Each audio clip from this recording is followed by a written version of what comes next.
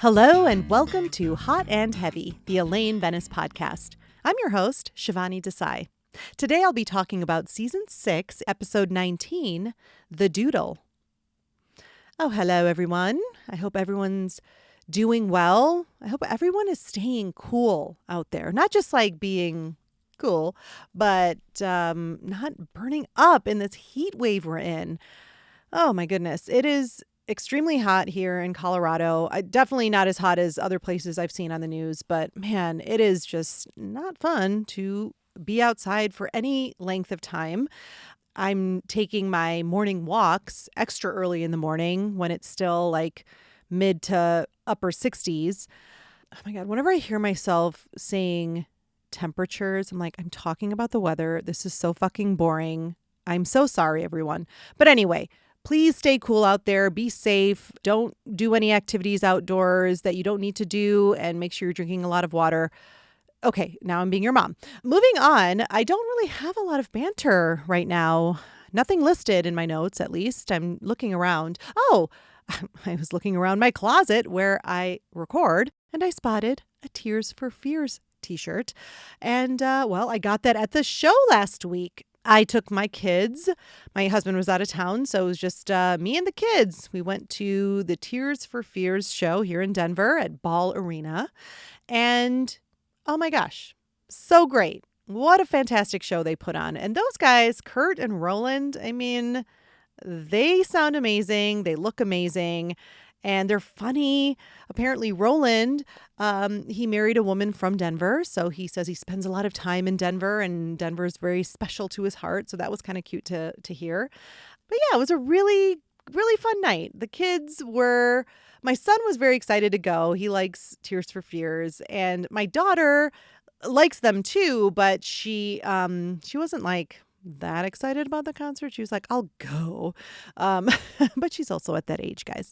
But it was a mom success. They had so much fun. The next day, in fact, they kept saying, that was really fun last night, Mom. That was really fun. So, as a mom, that stuff makes you feel good. Those moments, you kind of have to kind of make a little tick on wherever. A mental tick of like, hey, that was a win. That was, and I'll throw that in their face. I see moms have to do this too. We kind of build up the ammunition, and we have a bank of things in our brains where we're like, remember when you didn't want to go to the Tears for Fears concert and then you had a great time for the next time they're resisting something? So just a little mom advice for any of you out there who can apply it. I'm happy to help. All right. So let's get into this episode. The synopsis for The Doodle is as follows. George finds an unflattering doodle of himself drawn by his otherwise perfect girlfriend. Jerry offends his new girlfriend when he spits out pecans because she had them in her mouth. Jerry learns Newman gave him fleas, which means that Jerry's parents have to stay in a luxury hotel suite provided by a company Elaine is interviewing with. The elderly Seinfeld's expensive antics cost Elaine the job. A nap in Jerry's fumigated apartment causes Kramer to lose his sense of taste. Once again, there's some inaccuracies here in the synopsis. Still so curious who wrote these. Oh, and this episode was written by Alec Berg and Jeff Schaefer. Okay, first we are in a restaurant. Jerry and George are on a double date. George is telling Jerry and his girlfriend, Shelley, how he and Paula met. She's in the same drawing class as Elaine, and so he went to the school and Jerry interrupts, to see a nude model, to see if Elaine wanted to have lunch. So anyway, George complimented Elaine on her drawings, but turned out they were Paula's. George pretends to drop his napkin because he sees Jerry eating the discarded pecans that Shelley spit out. And once he lets Jerry know, Jerry freaks out, spits it out, and reprimands her. And she says, sorry, you find me so repulsive. Ugh, that did not go over well. She's very annoyed and goes to the bathroom. Paula joins her as well. So when they're away from the table, George tries to convince Jerry, hey, it wasn't so bad. After all, George has eaten out of the garbage, but Jerry is beyond grossed out. When the girls return from the bathroom, Shelley is clearly annoyed and says, well, Jerry, I guess we should go. Oh, boy. And George says, I gotta say, I was excited for George to have this little moment because there's not a lot of times where he gets to kind of one up Jerry with the insults, but he says, watch out, Jerry, a lot of nuts out there. So good for George. I like when he can have those moments because usually he's the butt of Jerry's jokes. On the way out, Paula asks George, hey, can you grab my purse? And when he does that, he finds a napkin on the table with a doodle on it. And he doesn't look too happy. All right, there are two actresses in the scene that I want to give some background on. Shelley, Jerry's girlfriend, is played by Dana Wheeler Nicholson, and she has appeared in several shows and films, including Fletch, The X-Files, Sex and the City, and had a regular spot on Friday Night Lights. Some really awesome shows. I think she's perfect for this role. I mean, this character actually has some substance, which is rare for the girlfriends a lot of times in this series. And yeah, I think she's got a great tude, and I like that she calls Jerry out for being basically an asshole. Now, Paula is played by Krista Miller. Now, I've gone over Krista's background before because she's already appeared on Seinfeld as Miss de Grandmont in the Sniffing Accountant episode. She worked for the bra company. George felt her material. She was all pissed off. I really liked her in that role, and I like her as Paula. I like this sort of laid-back attitude for a girlfriend of George. You don't see that very often. And that she has a relationship with Elaine as well, and they have that fun scene in the drawing class. So I think Krista Miller is a great comedic actress. I didn't really watch the Drew Carey Show or Scrubs or Cougar Town, all other shows where she was a series regular, but I enjoy her. I can definitely see why she has been so successful. All right, next we are in Monks. George is showing Jerry the doodle, and he's horrified. Jerry tries to convince him, hey, it's an affectionate caricature. I'm grotesque. I look like a troll, he says, and that she couldn't possibly be attracted to him if that's what she thinks he looks like. He's so distraught. He gets up to go to the bathroom while Elaine is entering. He gives her a hello. She asks Jerry, what's with him? The usual. Well, she has some news. She tells Jerry that her friend Judy recommended her for Viking Press. And apparently they have a suite at the plaza for out-of-town guests. So guess what I did? Oh, gosh, Jerry's like, you told him you were from out of town? I know, Jerry, but it's the plaza. It'll be like a little vacation. He says to be sure to catch a Broadway show while you're in town. She tells him she gave his parents' address in Florida. And he says, oh, actually, they're coming in town tomorrow. Elaine looks over and sees the doodle on the napkin. She's like, who is this, Mr. Magoo? No, it's George, Jerry says. And Elaine laughs and laughs as George is returning, and he's not happy that she's laughing so hard. Are you enjoying yourself? So he sits down and he asks Elaine, hey, when's your next drawing class with Paula? She says, tomorrow. Why? And he wants her to see if Paula likes him. See if she likes you? What are you, in high school?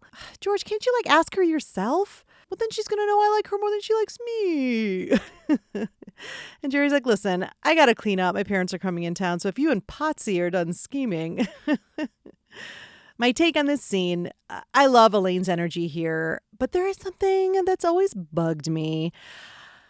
The lying about the address thing. Okay, if you start out lying to a potential employer and then you get hired, wouldn't they think, oh, well, then you'll need to relocate from Florida, and then maybe they give her a relocation package, and then that just kind of adds to, some problems where if they find out she doesn't live in Florida. Anyway, it's always irked me.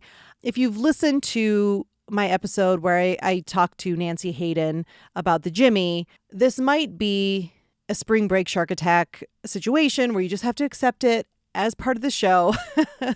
But sometimes, especially in Seinfeld, these little logical things to me, I'm like, well, Elaine, you are so desperate to get out from Mr. Pitt's employment. Why would you risk lying to this employer?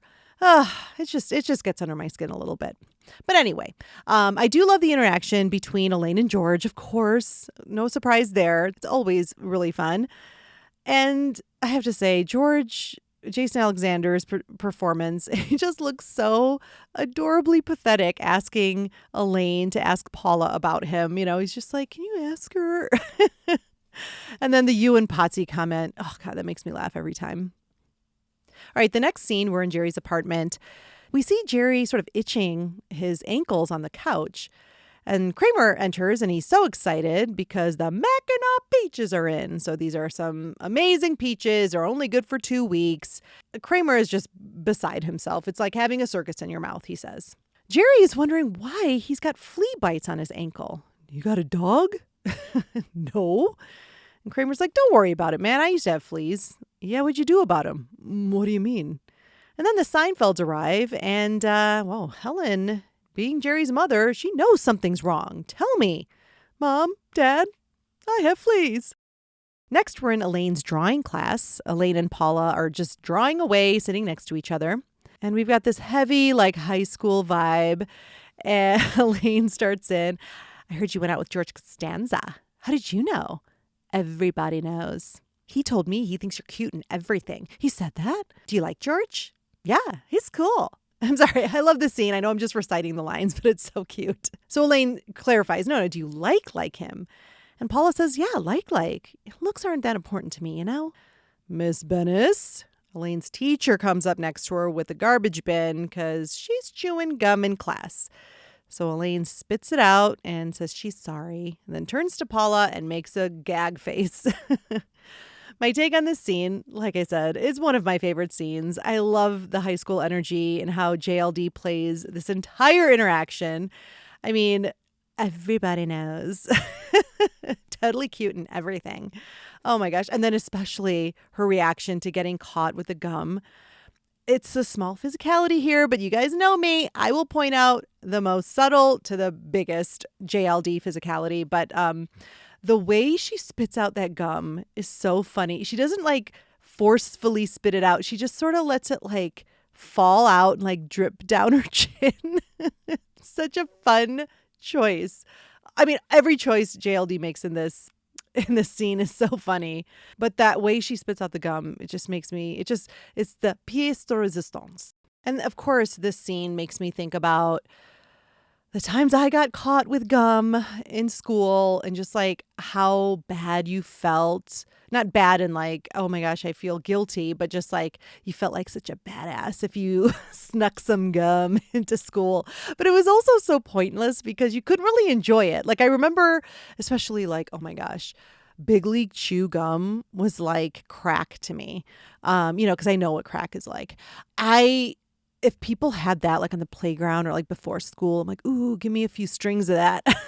And I was I don't care if I can, because you could just let it sit in your mouth. There was no chewing really of the chewing gum happening. But I do remember distinctly, I know I got caught a few times with gum in my mouth in school, but in elementary school, in gym class, Mr. Grant, I still remember him coming out of his office in a huff with just like this teacher, with a waste paper basket and Shivani, spit out your gum, and just was so pissed at me. I was so embarrassed, but I clearly didn't learn my lesson because I know I had snuck some gum after that. I think it's just more the act of rebellion versus you don't really enjoy the gum. Like I said, it's just sitting in your mouth because you don't want to get caught. It's very complicated. All right, next we're in Jerry's apartment. He's got an exterminator there who tells Jerry he's got a full outbreak of fleas. Oh, how? I don't have a dog. Well, I don't explain them. I just exterminate them, he says. And he tells them that no one can be in the apartment for 24 hours. But I got my parents here, he says. Well, unless you want to kill them, they can't be in here. Stuff's pretty toxic. And then the guy leaves to get all of his stuff from the truck. As he's leaving, Elaine enters and asks, why do you have a bug guy? I have fleas. Ugh! She grabs her backpack off of the couch. And Jerry just doesn't know what he's going to do with his parents. He can't let them stay in some awful dump of a hotel. And then, wait a second, he remembers Elaine's plaza arrangements. And he asks her, she's trying to say, no, please, please, please, please, please. And finally she gives in. Oh, right. George buzzes, and Elaine tells Jerry, oh, I talked to Paula. She likes George. I bet he'll be relieved. When he's dead, he'll be relieved. Jerry tells Elaine about the FedEx that his parents brought from Viking Press from Florida. She says, oh, yeah, that's just some stuff about the company. George enters and immediately goes over to Elaine. Did you talk to Paula? Yeah, she likes you. Oh, George is so thrilled. He gets himself in a tizzy, and for what? For nothing. In fact, she said looks weren't even that important to her. You see, what?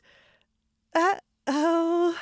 George is back down in the dumps. She thinks I'm ugly. Jerry tries to help, I guess, by saying, ugly people out there walk around not knowing they're ugly. What's your point? Elaine swoops in. The point is she likes you. Oh, so what? I'd rather she hate me and think I'm good looking. And while he's saying this, he's itching and asks, what is this? Why am I itching? That would be the fleas. My take on this scene. Okay. Just a warning. I'm going to be a bit annoying in this episode. I've already pointed out how troublesome it could be lying to Viking Press. And then in this scene, why can't Elaine stay at the plaza and then the Seinfelds can stay at her place? Huh? That would solve a lot. But then, spring break shark attack, we wouldn't get the funny scenes with the Seinfelds at the plaza. I digress. Elaine and George interaction in this scene is so good. Love the little dance with the she likes you. Such good physicality. And again, it's keeping up that high school playful vibe. And then that turn that both JLD and Jason Alexander get to play moments later is one of the best moments in the series, I think. That whole you see what? And the oh my gosh. Just, it's gold. And I gotta say, I kind of see what George is saying here. His line, I'd rather she hate me and think I'm good looking. I mean, as sick as that it may be to admit, I sort of get that. I mean, I don't know if I could get past knowing the person that I'm attracted to doesn't find me attractive at all. I mean, how awful is that? I don't think that's something you get over. So I'm on George's side here. I think that would be the end of the road for me with this person, and I'd be really, really heartbroken. I do like that Elaine is truly trying to help George here and is clearly annoyed at how little help Jerry is. She's trying to get him back on track, even though she must know it's way too late because she let the cat out of the bag.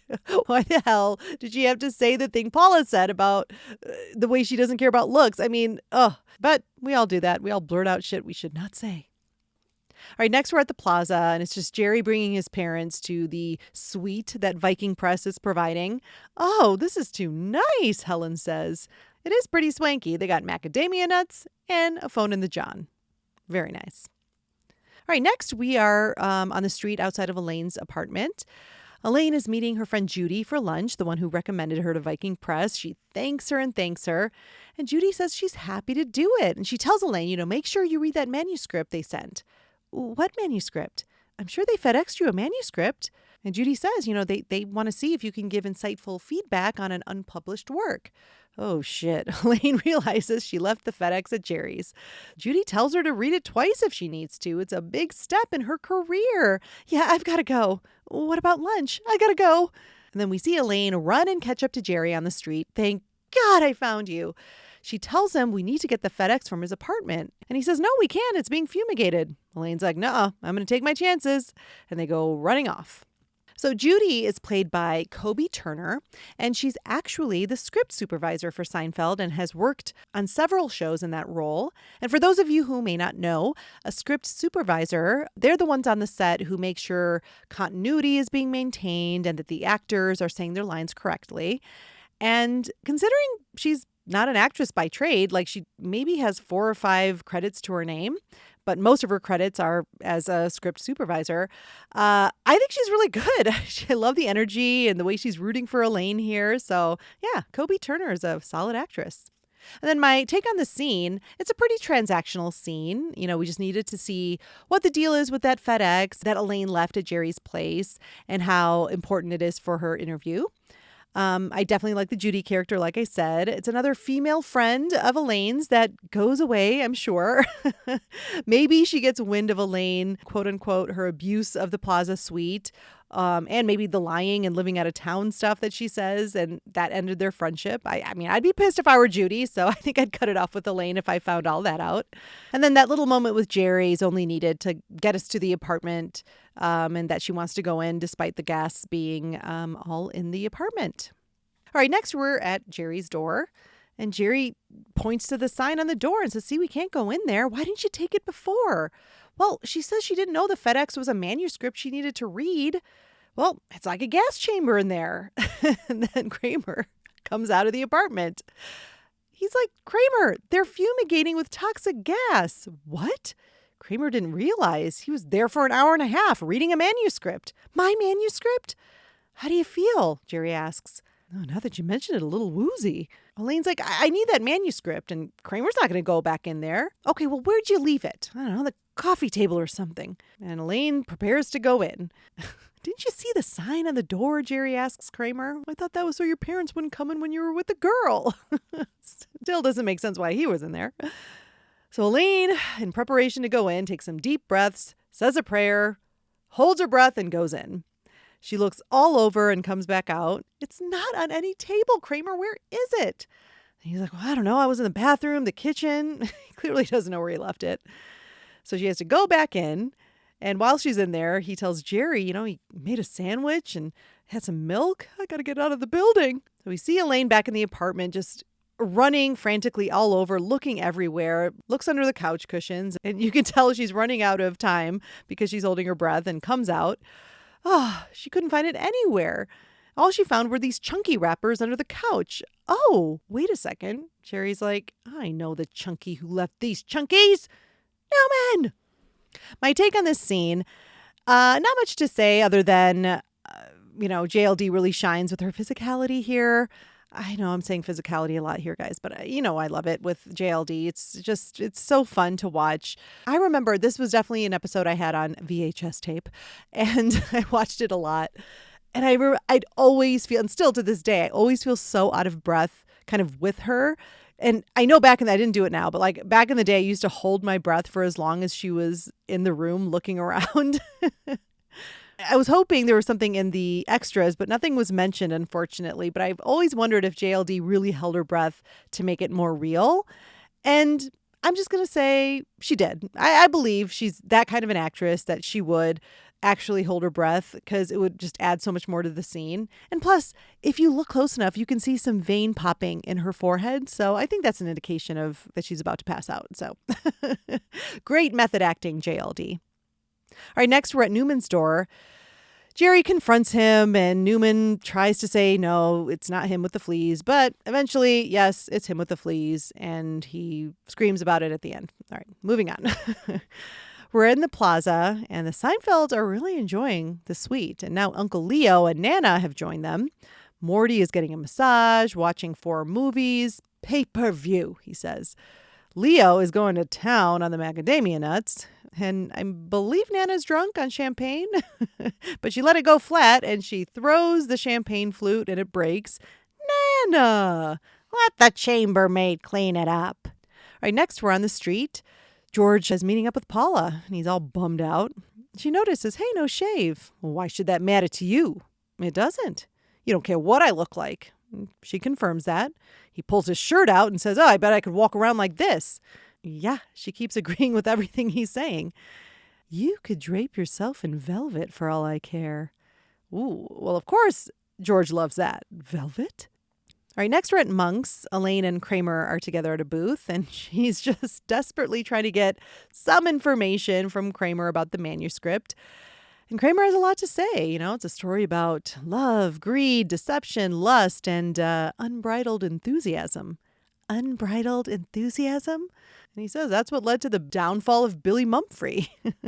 And he goes on to give this very elaborate and sort of wordy take on the book. And it sounds like a whole lot of nothing. And Elaine's panicking. Oh, God. She's not too optimistic about this. To the point where she asks for a scotch on the rocks from the waitress who brings Kramer's food. And Kramer starts eating, but he can't taste anything. It must be from the toxic gas. So he panics and leaves.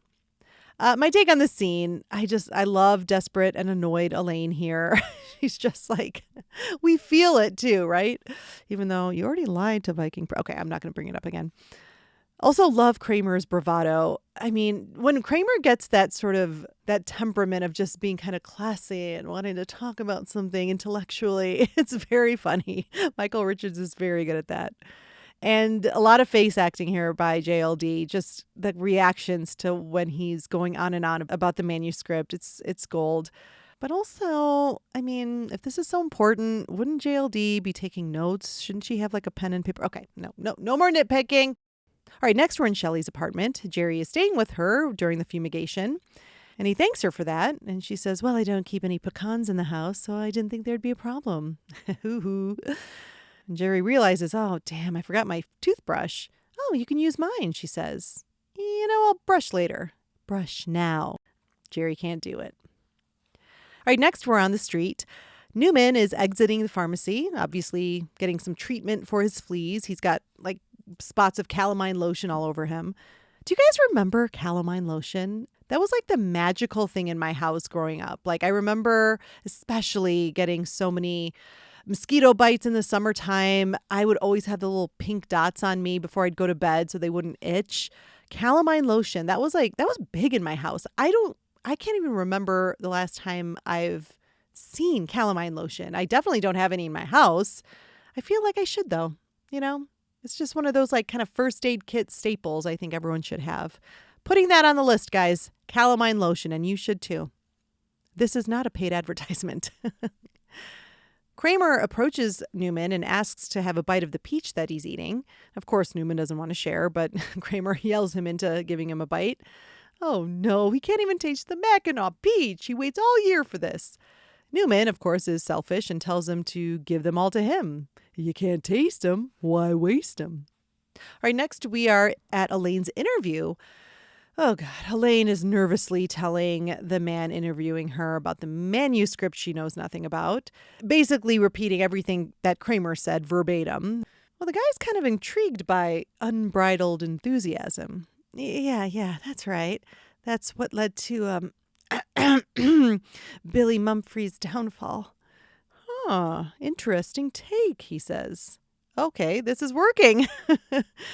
So she goes back to Kramer's lines, but this time with a little bit more enthusiasm. You see, Billy Mumphrey was a simple country boy, some might say a cockeyed optimist who got caught up in the dirty game of world diplomacy and international intrigue. Oh, so he says it was more an issue of attitude than politics. Yes, Mr. Mandel. Oh, he is just so impressed and sits back in his chair beaming at Elaine. My take on this scene... I love this scene. Nervous Elaine is one of my favorites. I love when she's so just visibly nervous and those little ticks she does when she's nervous, like the clearing of the throat, the shallow gulps. It's so incredibly funny and it feels so authentic. Again, it's that thing where JLD knows just how much to apply without getting over the top. And then the turn after Kramer's drivel seems to work. I love that energy shift. It just appears like, oh wait, this could work. Those turns are so much fun to watch. She kind of like does this thing, like blinks her eyes like, huh? Oh, so fun. All right, next we're back at the plaza. The Seinfelds, they're kind of worn out with all of the luxury of the suite. Nana and Helen are pretty much passed out. Leo has overdosed on the nuts. Morty still seems to be having fun, though. He wants to watch Under Siege again. Next, we're at Monk's. George enters, ensconced in velvet. Jerry cannot believe it. Don't tell me. Velvet? And she's seen you in this? We just had sex. He asks Jerry, what's with the suitcase? He's like, Shelley threw me out. I wouldn't use her toothbrush. So where are you staying? Well, I guess I'm stuck with the velvet fog. Great callback to the last episode. All right, next we are back in Elaine's interview. The mood has shifted a bit because looks like Mr. Mandel has been handed the bill from the plaza and he's very irate and he starts reading all of the services that are on this bill. 3 hours of massage time, 12 in-room movies, including several adult features, 5 shoe shines, and $400 worth of snacks. Not to mention the damage to the room. Oh gosh, Elaine desperately tries to explain, but very poorly. You don't understand. My friend had fleas. She talks about the gas that she ran into could have killed her. My friend couldn't taste his peaches. She sounds crazy, which is probably why he says, I think you've read one too many Billy Mumphrey stories. Good day, Miss Bennis. Okay, good day. Elaine walks out with cry face. My take on this scene, even though I brought up the obvious miss of the Seinfeld staying at the plaza instead of Elaine's apartment, this scene makes up for it, obviously. We needed that setup for the comedy. I love Mr. Mandel reading all of the infractions, the several adult features, which begs the question, who was watching the porn and where were they watching it? I'm hoping it was in like a private bedroom with a TV. Gross. And of course, Elaine bumbling through her explanation. I mean, none of that shit means anything to this man. She mentions fleas, toxic, deadly gas, and peaches. I mean, what? But what a fun scene for JLD to play with here. We also get to hear a little bit of the on the verge of tears Elaine and her cry face at the very end. Such a wonderful way for her to exit the episode. All right, next we are at Monk's and George enters to meet Paula. He's finishing up a Mackinac peach and he's really enjoying it. She says, "Oh, I love those." "Too bad," he says, "it's all done." And he puts the pit on a plate on the table. And Paula grabs it and starts sucking on it. And this thoroughly grosses George out. And then finally, we are on the street. Kramer is going to mail a letter. And while he's licking the envelope, he realizes he has his taste back and that he still has time for the Mackinac peaches. But Newman arrives, having just finished the last one, and mocks Kramer about it. "Hey, you can suck on the pit." And then Kramer unleashes Buford the bulldog to chase Newman down the street. And then there's a tag to the episode where Elaine arrives at the plaza and goes into the suite and sees the terrible condition of the room. And then Uncle Leo saunters out in a robe. "They told me they were sending over an Asian woman." Oh my God. My take on that? It's so gross. Yuck. All right, I'm going to take a quick break and I will see you on the other side. Man, there are a lot of channels and streaming services. Seems like every time you turn on your television, there's a new logo on the screen. Makes you wonder, could it be too much? We don't think so. Introducing Spitflix, your new favorite channel, offering 100% original programming revolving around, you guessed it, spitting.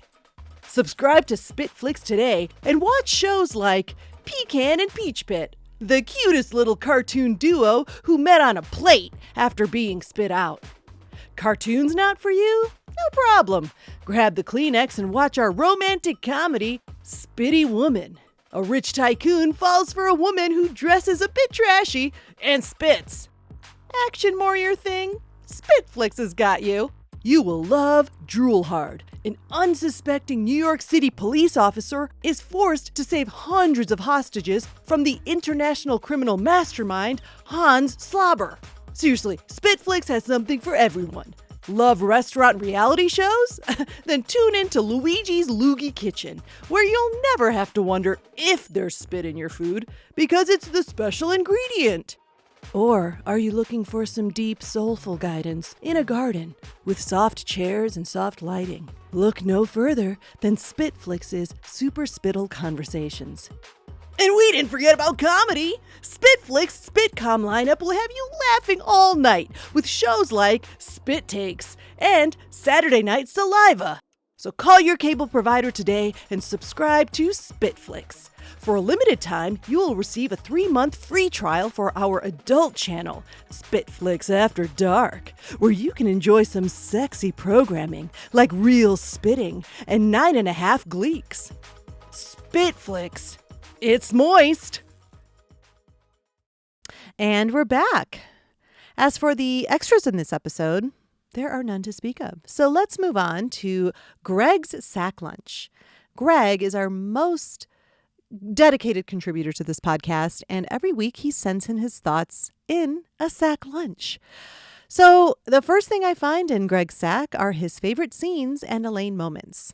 Greg says, "I love the scene at the diner where George asks Elaine to ask Paula if she likes him. It is generally sweet, even if immature. And I love how Jerry says, if you and Potsy are done scheming." I don't know why it's so funny. There's something about Potsy.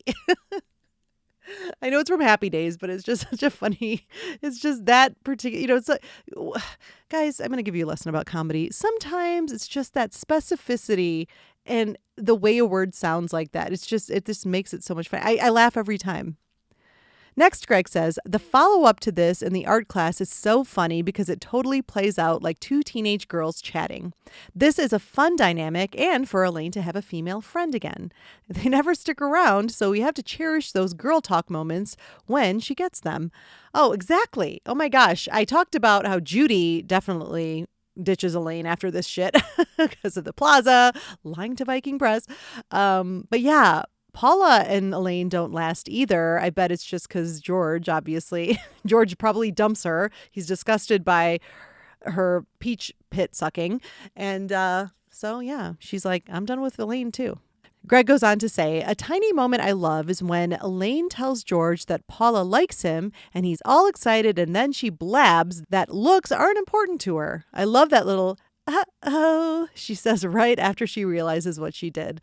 Oh my gosh, totally. I mentioned that too, but I like the couplet of it. I love the you see what?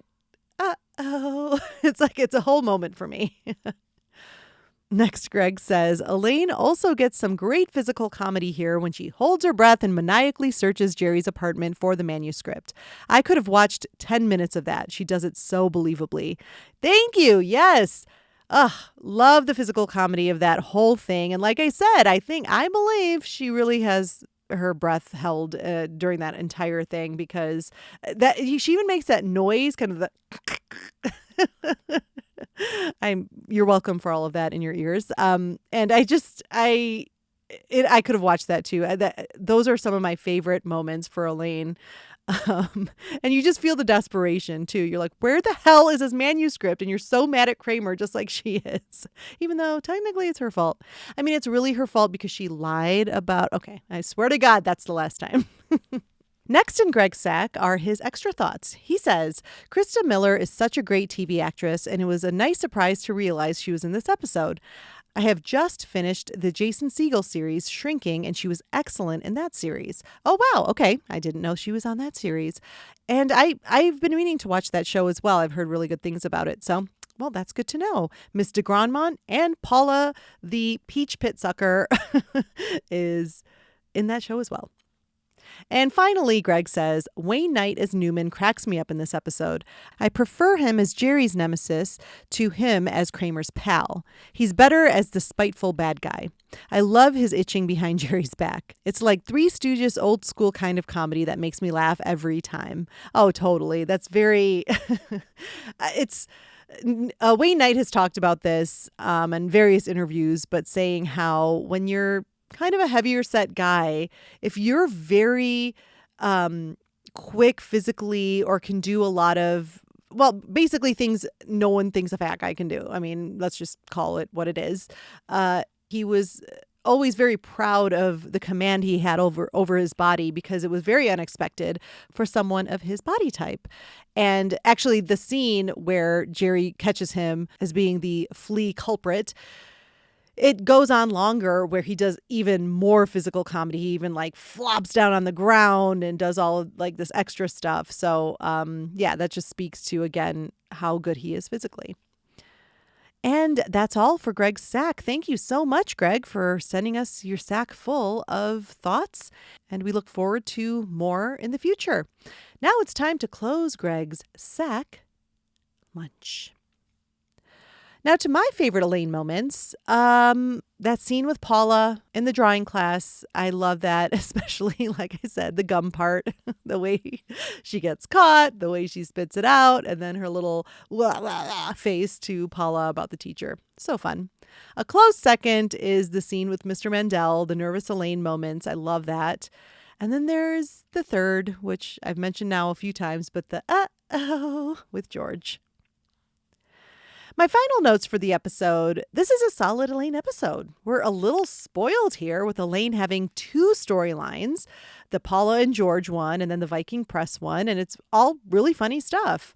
I mean, once again, poor Elaine's career is not moving forward. Trying to get out from Mr. Pitt's grasp has not succeeded yet again. Self-sabotage She was lying. Okay, I promised I wasn't going to say it again, and I broke that promise. I apologize. We're almost done here, so you don't have to hear it again. I love that Elaine is in a drawing class. I just love that little detail of her character, because it's something the guys would easily mock about her, but she does it anyway. And hey, George got a girlfriend out of it too. And then I thought about this. It kind of also lays a bit of the groundwork about Elaine's drawing prowess, if you will, for when she creates the cartoon for the New Yorker in a future episode. Jerry makes reference to her doodles. Ironic, because this is the Doodle episode. The house with the curl of smoke, the transparent cube. Always makes me laugh. So yeah, because I remember in that episode when Jerry's like, but you don't draw. I do too. Yeah, she took this drawing class. We have proof in this episode. My scene swap idea, I do like this episode. I pretty much like everything, but I would have loved to see more of the Elaine, George, and Paula stuff. I think I'm greedy. I would have liked maybe one more scene of like the high school vibe. Maybe get Jason Alexander in there to be all like high schooly, teenagery, whatever. Because, he can do it. He could pull it off. We could have maybe swapped out some of the Mackinac Peach stuff with Kramer. Oh, God. I'm always swapping out Kramer and Newman plots. I realize that. I'm so sorry, Wayne Knight and Michael Richards. I know you're listening, so I apologize. I do love your stuff as well. And I think that's all I can say about the Doodle. Thank you so much for listening, and I will see you next time.